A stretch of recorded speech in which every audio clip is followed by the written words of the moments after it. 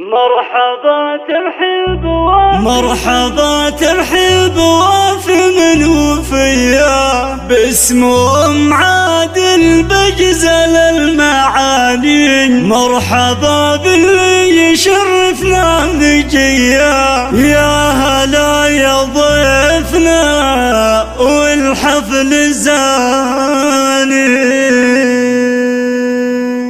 مرحبا ترحيب وافي من وفيا، باسم ام عادل بجزل المعاني. مرحبا باللي يشرفنا نجيا، يا هلا يا ضيفنا والحفل زاني. راحت اطياب البخور والشاذليه للضيوف مقدمه وسط الصياني، في حفل غالب اللي لاحظيا مثل بدر في سماء يكون عاني. الف مبروك وعسى ايامك هنيه، والسعد فال عسى طول الزمان. يا غالب يا راعي النفس الهبيه، يا وريد الطيب وجزل وسماني.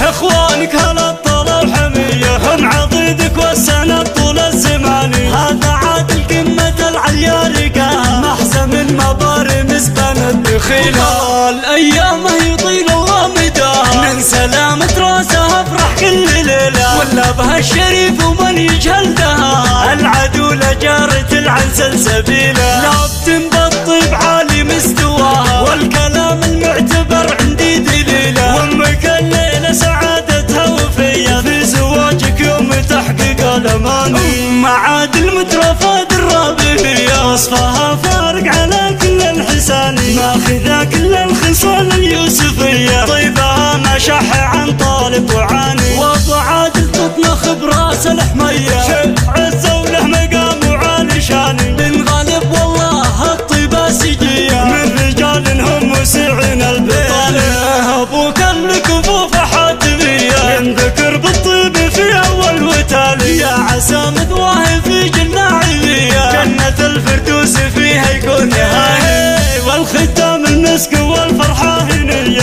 يا عساه تدوم في طول الزهانه. والختام المسك والفرحه هنيه، يا عساه تدوم في طول الزمان. يا عساه تدوم في طول الزمان.